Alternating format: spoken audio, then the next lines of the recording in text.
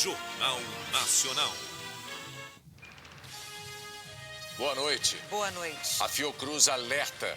É crítica a situação dos leitos de UTI para Covid em 20 estados e no Distrito Federal. E o Ministério da Saúde reduz de novo a previsão de entrega de imunizantes para junho. Documentos mostram que a Pfizer procurou a embaixada brasileira em Washington. E cobrou uma resposta para a oferta de vacinas. O presidente Joe Biden anuncia que os Estados Unidos vão doar 500 milhões de doses da Pfizer para 92 países. O Brasil não está na lista. O STF autoriza e o governador amazonense Wilson Lima, do PSC, não depõe na CPI. A comissão aprova a quebra de sigilo telefônico e de mensagens dos ex-ministros Eduardo Pazuello, da Saúde, e Ernesto Araújo, das Relações Exteriores. Infectologistas manifestam perplexidade com o que consideram ser mais uma iniciativa temerária do presidente da República. Jair Bolsonaro fala em desobrigar milhões de brasileiros do uso de máscara na pandemia. O STF rejeita as ações que tentavam barrar a Copa América no Brasil. E reforça que os estados têm autonomia para decidir realizar o evento. O Ministério Público do Rio abre 2 investigações para apurar a morte da designer de interiores Kathleen Romeu, que estava grávida. O Jornal Nacional está começando.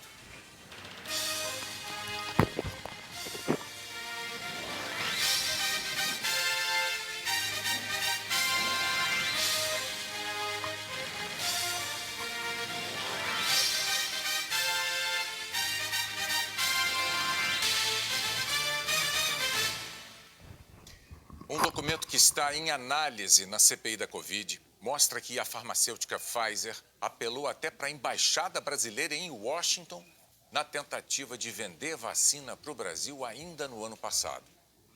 Para o comando da CPI da Covid, os depoimentos e arquivos entregues até agora não deixam dúvidas de que o governo brasileiro ignorou ofertas de vacinas da Pfizer que poderiam, inclusive, ter chegado ao Brasil ainda no ano passado.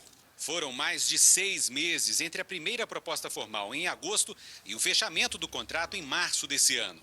A primeira oferta oficial da Pfizer foi em 14 de agosto de 2020. A empresa ofereceu 500 mil doses para serem entregues em 2020 e pediu uma resposta até 29 de agosto. Sem retorno, no dia 27, os presidentes da Pfizer na América Latina e no Brasil pediram ajuda à Embaixada do Brasil em Washington, nos Estados Unidos, para obter uma resposta.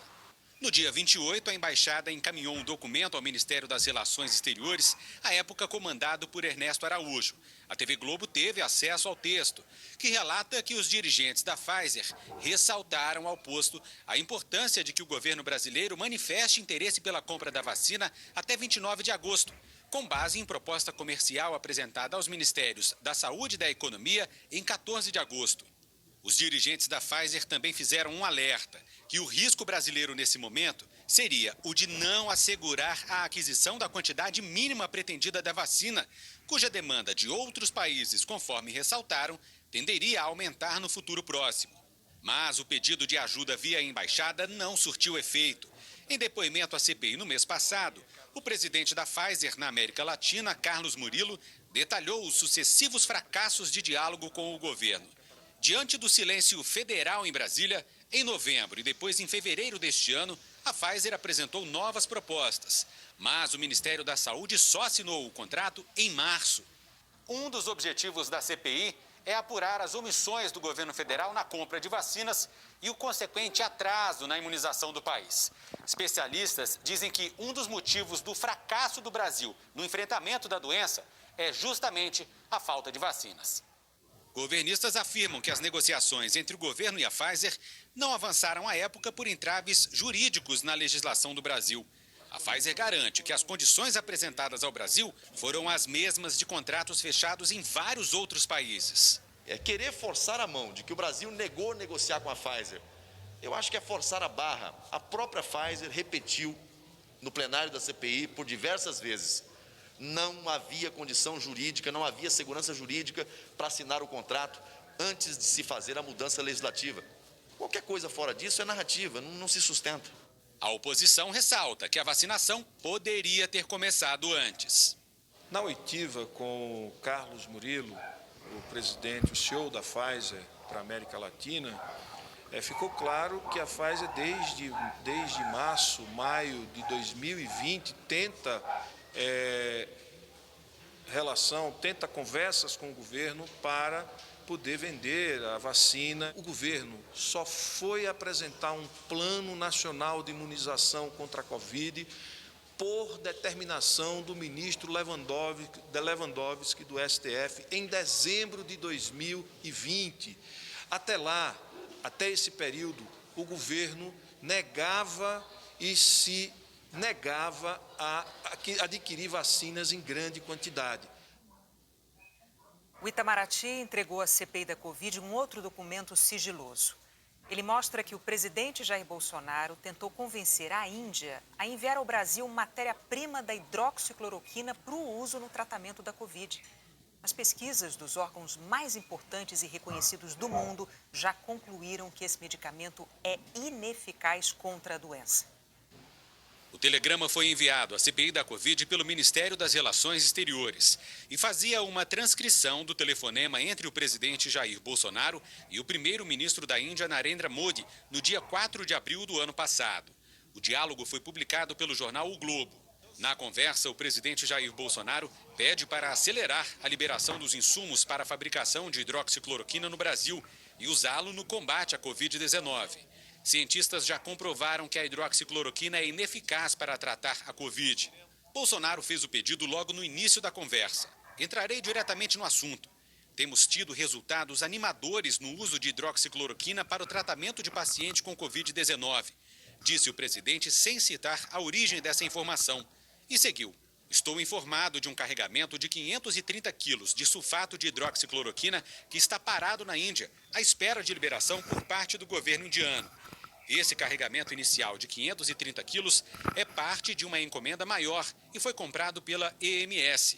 Ele pediu também mais carregamentos destinados a uma outra empresa brasileira, a Apsen. O primeiro-ministro da Índia respondeu: a Índia com certeza fará todo o possível para ajudar o Brasil. 5 dias depois do telefonema, Bolsonaro publicou em uma rede social um agradecimento ao primeiro-ministro indiano e disse que, após nossa conversa por telefone, o primeiro-ministro liberou o envio do Brasil de um carregamento de insumos para a produção de hidroxicloroquina. Esta não é a única comunicação com pedidos de Bolsonaro a Modi por hidroxicloroquina em posse da CPI. São várias correspondências sobre o assunto que começaram no dia 27 de março do ano passado. Os executivos das empresas estão sendo convocados para depor na CPI.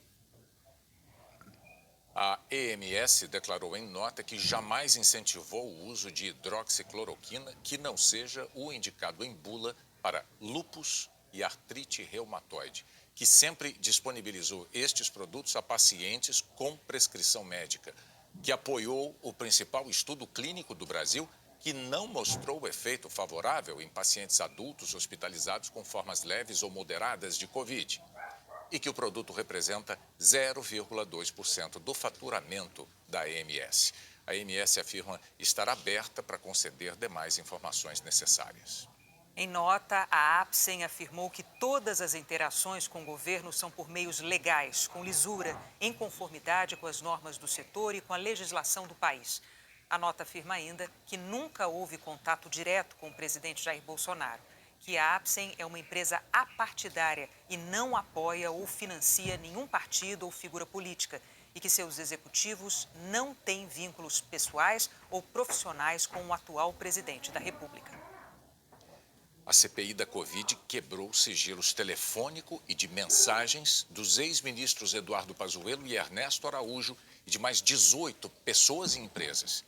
Os senadores da comissão estavam preparados para ouvir o governador do Amazonas, Wilson Lima, mas uma decisão do STF suspendeu o depoimento. O presidente da comissão, senador Omar Aziz, do PSD, abriu os trabalhos com a leitura da decisão liminar da ministra Rosa Weber, que garantiu ao governador do Amazonas o direito de não depor.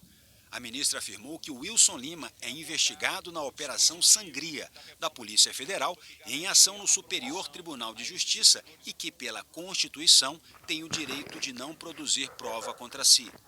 Aziz disse que vai recorrer para tentar garantir o depoimento do governador. O governador do estado do Amazonas pede uma oportunidade ímpar de esclarecer ao Brasil, mas principalmente ao povo amazonense, o que de fato aconteceu no estado do Amazonas. Senadores governistas lamentaram a ausência de Wilson Lima.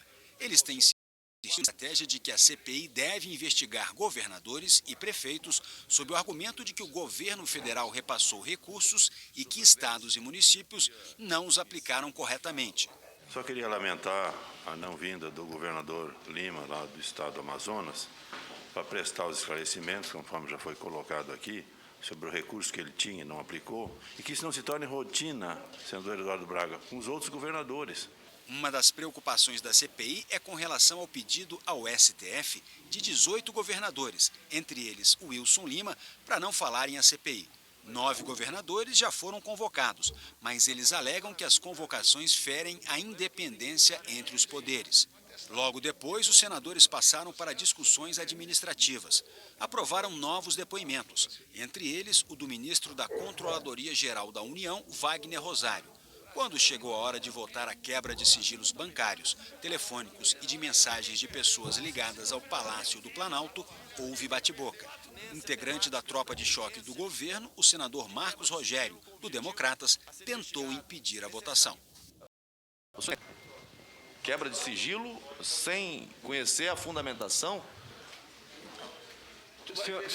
É quebra de sigilo. A fundamentação está Senhor presidente, os pedidos de quebra de sigilo estão postados, apresentados há semanas. Até hoje, não vi a apresentação de nenhum questionamento formal de ninguém.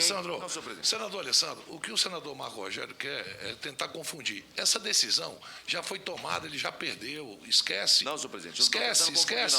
Não estou tentando confundir, não, senhor presidente. Vossa Excelência está atropelado. O requerimento tem que ser lido. Atropelado. Vai, senador Renan. O requerimento tem que ser lido, senhor presidente. 735. Transferência de sigilo. Perdendo aqui é o Brasil, senhor presidente. Como é que é? Se tem alguém que está perdendo aqui é o Brasil. Brasil que está perdendo o quê? O Brasil está perdendo com esse espetáculo dantesco. Olha aqui quem perdeu. 490 mil vidas, rapaz. Olha aqui quem perdeu. 480 mil vidas, senador. 480 mil vidas, senador. Vossa Excelência. 480 mil vidas. vidas que tem a digital 480 mil vidas. É isso que o Brasil perdeu. Ao final das discussões, a maioria dos senadores aprovou as quebras de sigilo com o objetivo de aprofundar as investigações sobre o uso de dinheiro público durante a pandemia e as supostas omissões do governo federal no combate à doença. Entre os alvos estão os ex-ministros Ernesto Araújo e Eduardo Pazuello, assessores do Planalto e médicos apontados como integrantes do chamado Gabinete Paralelo. Integrantes e ex-integrantes do Ministério da Saúde, entre eles o ex-secretário executivo Elcio Franco, o secretário de Saúde do Amazonas, Marcelo Campelo, e Francisco Ferreira Filho, que coordenava o Comitê de Crise do Amazonas quando ocorreu a falta de oxigênio. Além do auditor do TCU, Alexandre Figueiredo Costa Silva Marques, que fez um relatório falso, sem provas, questionando o número de mortes por Covid. O presidente Jair Bolsonaro usou os números para afirmar que havia uma supernotificação das mortes. O boletim mais recente da Fiocruz mostra que brasileiros é crítica à taxa de ocupação dos leitos para Covid de UTI. É mais que um pedido. Rosa implora por ajuda. Eu imploro para vocês que consigam uma UTI para minha mãe ser transferida. Dona Dejanira foi internada com Covid há quase um mês. Agora a luta é para que ela seja transferida para uma UTI especializada. No Distrito Federal, onde ela mora, e em 11 estados, a taxa de ocupação de leitos de UTI para Covid é de 90% ou mais. O boletim Observatório Covid-19 da Fiocruz considera o cenário crítico quando a ocupação é de pelo menos 80%. E os dados levantados nos dias 31 de maio e 7 de junho mostram que 20 estados e o Distrito Federal estão nessa situação. O que esses números indicam, segundo a Fiocruz, é a persistência de uma sobrecarga no sistema de saúde. Os pesquisadores alertam que o cenário da pandemia no país é de alto risco e que estamos diante de uma combinação preocupante. A alta taxa de ocupação de leitos de UTI na maioria dos estados e o número ainda elevado de casos de Covid. A pandemia não acabou, embora em alguns estados estejamos assistindo uma queda dos óbitos, não é uma queda sustentada e, ao mesmo tempo, nós temos taxa de ocupação de leitos muito altas na maior parte dos estados e capitais. O professor da Faculdade de Saúde Pública da USP, Gonzalo Vecina, também vê um momento com grande preocupação. Os casos estão crescendo no Brasil inteiro, temos a variante amazônica solta e a perspectiva da variante indiana, eu acho que nós vamos ter um problema maior e pior do que o que nós estamos tendo agora em todo o Brasil. Os especialistas reforçam que as medidas para conter o avanço da Covid são indispensáveis até que a maior parte da população seja vacinada. Mas o Ministério da Saúde vem reduzindo a previsão de entrega de vacinas para o mês de junho. A última atualização prevê quase 38 milhões de doses este mês.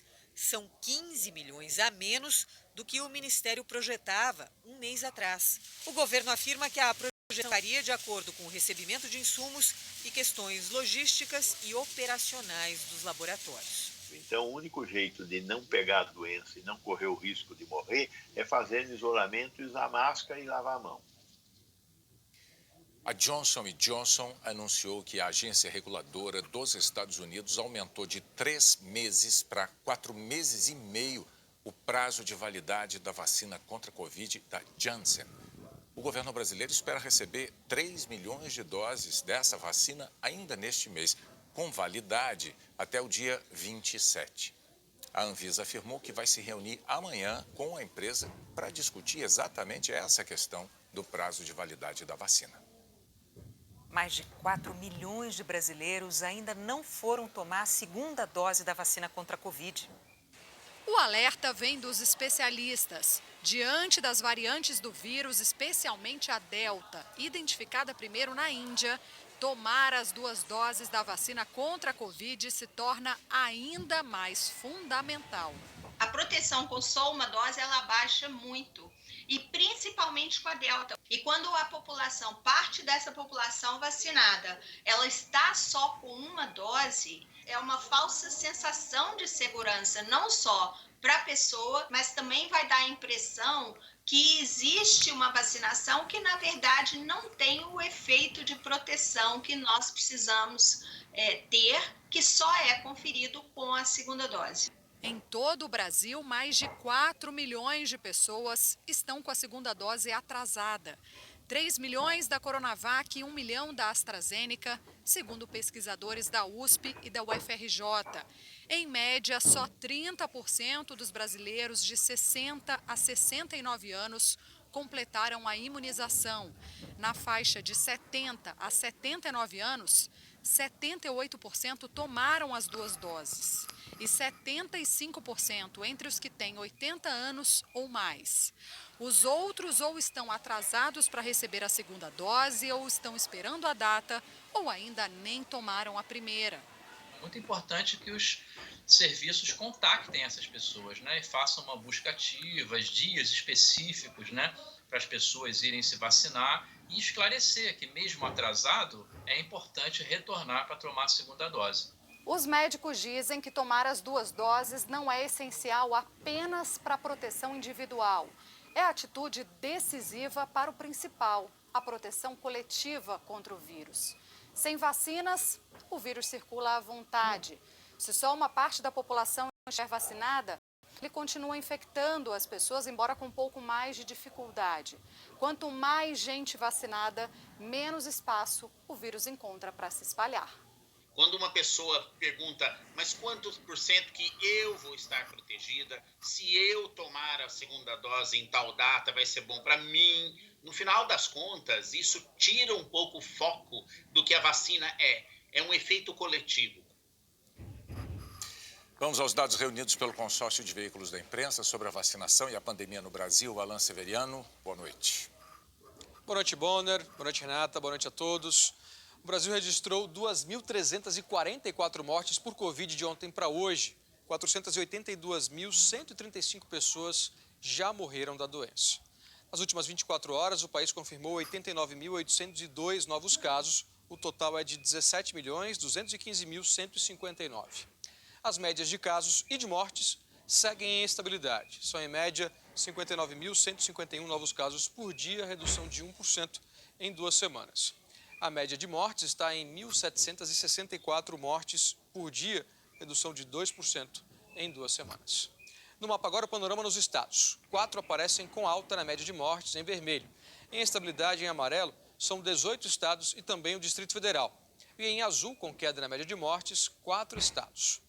Hoje destacamos a situação de 2 estados que estão há vários dias com alta na média de mortes.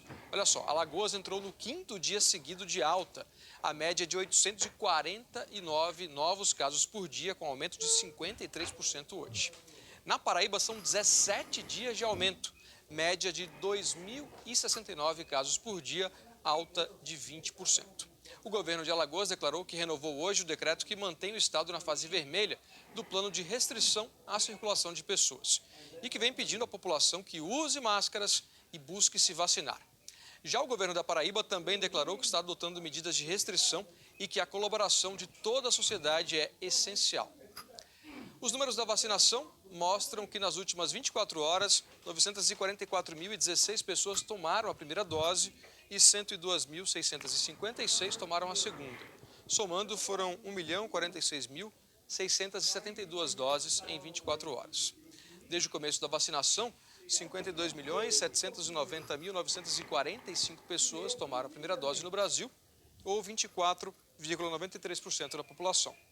O total de pessoas que receberam também a segunda dose chegou a 23.520.981, ou 11,11% da população, um número ainda muito pequeno. Procure um posto de saúde se já estiver na hora de você receber a segunda dose. Hoje, 23 estados e o Distrito Federal atualizaram dados da vacinação. Em verde escuro, os que mais aplicaram a segunda dose em relação à população. Rio Grande do Sul, Mato Grosso do Sul, São Paulo, Ceará e Amazonas são os 5 primeiros. Outras informações em g1.com.br/coronavírus. Bonner, Renata. Obrigada, Alain. Na primeira viagem internacional como presidente dos Estados Unidos, Joe Biden anunciou que vai doar 500 milhões de doses da vacina da Pfizer a países pobres. Na região da Cornualha, na Inglaterra, o presidente americano vai participar de um encontro histórico. A primeira reunião, desde o início da pandemia, do grupo de 7 dos países mais desenvolvidos do mundo. A doação de 500 milhão de doses da vacina da Pfizer é a maior já anunciada por um país até hoje. O plano prevê que 200 milhões sejam distribuídos ainda esse ano e 300 milhões de doses no primeiro semestre do ano que vem. Isso deve custar aos Estados Unidos US$ 1,5 bilhão de dólares. Os imunizantes vão ser entregues por meio do COVAX, o consórcio global liderado pela Organização Mundial da Saúde, a 92 países pobres, como o Afeganistão, Angola e Síria. O Brasil não vai ganhar vacina, porque apesar de fazer parte do COVAX, é considerado um dos países que podem pagar pelos imunizantes. O governo britânico aproveitou o embalo e também anunciou uma doação, 100 milhões de doses até o ano que vem, 80% para o COVAX e o restante em acordos diretos com os países. As reuniões do G7, que incluem também Alemanha, França, Canadá, Itália e Japão, começam oficialmente amanhã e vão até domingo. Mas hoje o presidente americano e o anfitrião Boris Johnson já tiveram um encontro. Foi a primeira vez em que Biden e o premier britânico conversaram pessoalmente. Boris Johnson disse que as possibilidades que se abrem com o governo Biden são como uma brisa de ar fresco. A cooperação dos países mais desenvolvidos do mundo no combate à pandemia deve dominar as discussões do G7 aqui no Reino Unido. A expectativa é de que seja anunciado um compromisso conjunto para conseguir 1 bilhão de doses de imunizantes para vacinar 80% da população adulta em todo o mundo. Seria um esforço para acabar com essa pandemia até o ano que vem. Aqui no Brasil, uma pesquisa sobre as dificuldades dos jovens nesse segundo ano de pandemia mostrou que 4 em cada 10 já pensaram em parar de estudar. As mãos esfregadas com angústia, gestos comuns entre os jovens que nem chegaram aos 30 anos. Uma pesquisa do Conselho Nacional da Juventude, em parceria com outras 7 organizações da sociedade civil, ouviu 68 mil pessoas com idades entre 15 e 29 anos, que queriam saber os reflexos da pandemia. Quando a gente faz planos e consegue realizar, a gente diz que a vida está andando nos trilhos. Mas muitas vezes precisamos sair deles.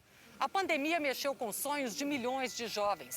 Abandono da escola, falta de renda, medo, desconhecido. Tudo isso se junta numa única bolha, onde está uma geração inteira. Nunca foi tão difícil voltar para os trilhos. 61% dos jovens entrevistados afirmaram ter sofrido crise de ansiedade. Crise de choro, falta de ar, vômitos, todos esses sintomas. Eu demoro para dormir, eu tenho, às vezes, sabe, do nada eu começo a ficar nervoso, irritado. E uma escolha difícil entre trabalho e escola, 43% pensaram em parar de estudar. No ano passado, o índice era bem menor, 28%. Os principais motivos são necessidade de complementar a renda e não conseguir estudar remotamente. Pensei em parar e até hoje está difícil, eu penso em parar ainda. A internet estava escassa e eu não tive condições de comprar um computador. Eu muitas das vezes tinha que pegar emprestado com um vizinho. Odilon deixou de fazer eventos e entrou para a turma dos 16% que não trabalham nem estudam. Eu gostaria de ter feito o Enem e eu não fiz o Enem porque tudo isso me gerou muitas crises de ansiedades, né? Sem trabalhar. Se de fato a pandemia gerar essa consequência de aumentar aí para 1/3 dos jovens do ensino médio abandonou na escola, isso é um risco muito grande e de não conseguir desenvolvimento social, desenvolvimento econômico, porque a gente precisa educar melhor os nossos jovens, eles precisam estar nas escolas. E jovem quer vacina. 82% querem se vacinar e 92% acreditam que a imunização pode trazer otimismo. Existe uma percepção muito preocupante da população jovem da ausência do Estado na construção de políticas públicas, de soluções que sejam concretas e que apresentem perspectivas de futuro. A gente precisa de uma resposta. Até quando a gente vai ficar sem vacina? Até quando a gente vai ficar sem saber quando tudo isso vai acabar e quando a gente vai voltar ao normal, né? A ter as nossas vidas, os nossos sonhos continuarem, porque a gente vive de sonhos. O presidente Jair Bolsonaro afirmou hoje que o ministro da Saúde, Marcelo Queiroga, está preparando um parecer para desobrigar o uso de máscara para quem se vacinou ou contraiu Covid.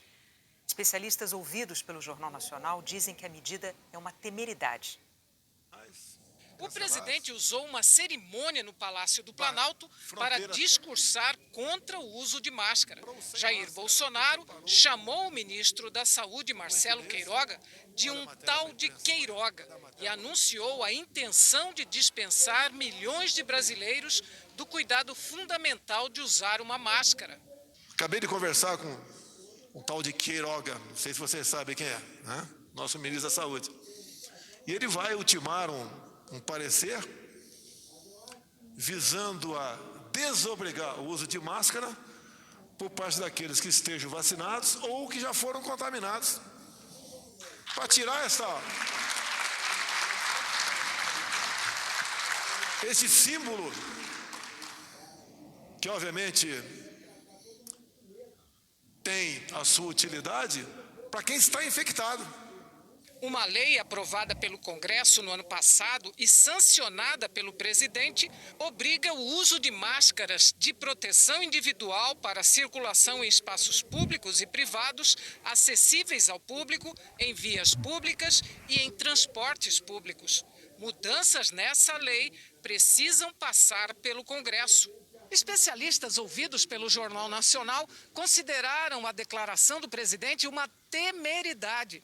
Ressaltaram que a máscara não é um acessório dispensável, é um instrumento de defesa contra o vírus fundamental nesta altura da pandemia, tanto para quem usa quanto para quem está próximo. O impacto da fala do presidente Bolsonaro ela é totalmente negativa para nós médicos que trabalhamos na linha de frente com a Covid-19. Primeiro, porque nós não temos uma população amplamente vacinada, quiçá nós não temos nem segunda dose em muitas pessoas completadas. A máscara vai proteger tanto a pessoa que está usando quanto as outras pessoas ao seu redor. Então, é importante que todos utilizem a máscara. O infectologista Alberto Chebabo explica que, ao ser vacinado, o indivíduo se protege de adoecer, de sofrer as formas mais graves da Covid, mas ainda há risco de contrair o vírus e de infectar outras pessoas. A vacina ela protege contra os casos mais graves, né? Contra internação, contra óbitos. Ela até pode proteger contra a infecção mais leve, mas ela não tem 100% de eficácia. Nenhuma vacina tem 100% de eficácia e existe o risco de transmissão, existe o risco da pessoa ficar doente. E com as taxas de transmissão que a gente tem no Brasil hoje, com a quantidade de casos que a gente ainda tem, com a circulação do vírus que a gente tem aqui no país, é impensável que a gente agora dispense o uso de máscara para qualquer pessoa, mesmo vacinada. Em maio, os Estados Unidos autorizaram a dispensa do uso de máscaras às pessoas vacinadas com 2 doses, com uma série de condições. A segunda dose tem que ter sido tomada há pelo menos 2 semanas. E a regra não vale para hospitais e para o transporte público, por exemplo. Os infectologistas alertam que na semana em que essa decisão foi tomada lá, mais de 35% dos americanos já tinham tomado 2 doses, 3 vezes mais do que a situação atual por aqui. Hoje, no Brasil, apenas 11% das pessoas receberam as 2 doses da vacina. O infectologista Jamal Suleiman classificou como suicida a ideia de dispensar o uso da máscara aos vacinados na etapa em que estamos no Brasil. Essa estratégia é uma estratégia suicida. Enquanto não tivermos a população imunizada, não podemos tirar nenhuma medida não farmacológica de proteção. O uso de máscara por pessoas que já tiveram a vacina, a doença, visa proteger, inclusive, o indivíduo de variantes que estão circulando no país. A gente tem variantes e a gente tem inúmeros casos de indivíduos que tiveram a doença 2 vezes.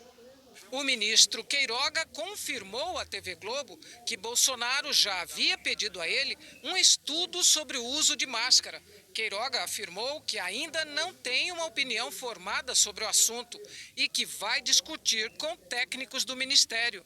Ainda segundo o ministro, o presidente está satisfeito com o ritmo da vacinação e que uma possível decisão de liberar a máscara não é para agora. A seguir, a tentativa de criar um departamento de contra-informação para assessorar o presidente Bolsonaro. O Ministério Público do Rio abre 2 investigações sobre a morte da designer Kathleen Romeu.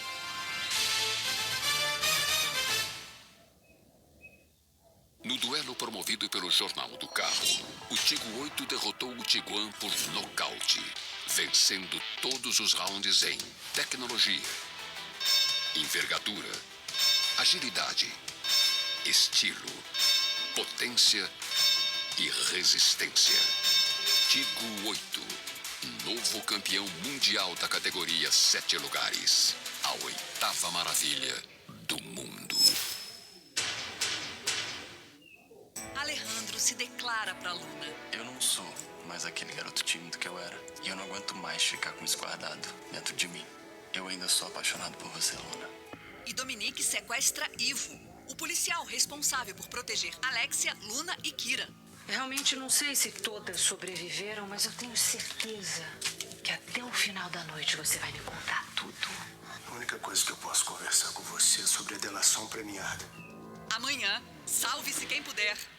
Quem é boleiro já sabe, GE é Brasileirão sempre, tudo sempre atualizado, marcação alta em cada jogada. E olha a novidade na área, é a voz da torcida. Porque o seu time merece um craque. 10 de faixa pra chegar jogando na resenha. É opinião e clubismo? Com certeza. É paixão no podcast sem filtro. É pós-jogo com vídeo pra tirar onda. Ou cornetar sempre que der vontade. GE é você na cola do seu time. Acesse ge.globo. GE é esporte sempre. Uma aventura cruzando os Estados Unidos, numa casa sobre rodas. Nosso objetivo, chegar do outro lado do mapa, encontrar o oceano na Califórnia. No caminho, a cultura e os costumes desse imenso país. Você certamente já viu um desses no cinema. Esse aqui é um típico diner americano. Lugares onde a natureza surpreende. E a água do lago tem tanto sal que fica densa e a gente flutua com facilidade. E cria paisagens que parecem obras de arte. A água é colorida por milhões de colônias de bactérias. Amanhã, depois de Império. Mas essa viagem não é nossa, ela é sua. O seu lugar está reservado, você vai ali na frente, onde vai ver tudo em primeira mão. Globo Repórter.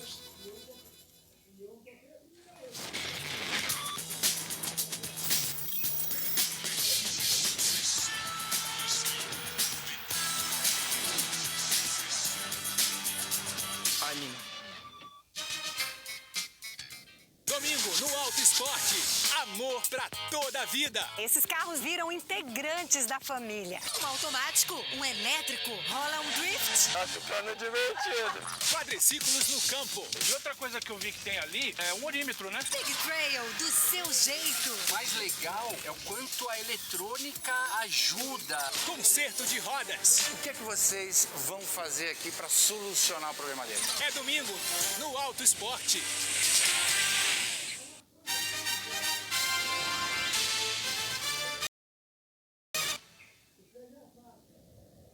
O ministro do STF, Alexandre de Moraes, mandou instaurar um novo inquérito sobre o deputado Daniel Silveira, do PSL, por diversas violações do uso da tornozeleira eletrônica. Silveira tem 48 horas para evitar uma nova prisão preventiva, pagando fiança de R$100 mil. Em fevereiro, ele chegou a ser preso por ter defendido o ato institucional número 5, um instrumento de repressão mais duro do regime militar, e ainda a destituição dos ministros do Supremo, o que é inconstitucional. O deputado está em prisão domiciliar. Novos documentos do inquérito dos atos antidemocráticos indicam que o então secretário de Comunicação da Presidência da República, Fábio Weingarten, conversou com um blogueiro bolsonarista sobre a criação de um departamento de comunicação estratégica e contra-informação para assessorar o presidente Jair Bolsonaro. As conversas foram transcritas por peritos da Polícia Federal e fazem parte dos documentos que tiveram o sigilo retirado pelo ministro do Supremo, Alexandre de Moraes. O relatório da PF aponta que no dia 14 de abril de 2019, 3 meses e meio depois da posse de Bolsonaro, o blogueiro Alan dos Santos, um dos alvos do inquérito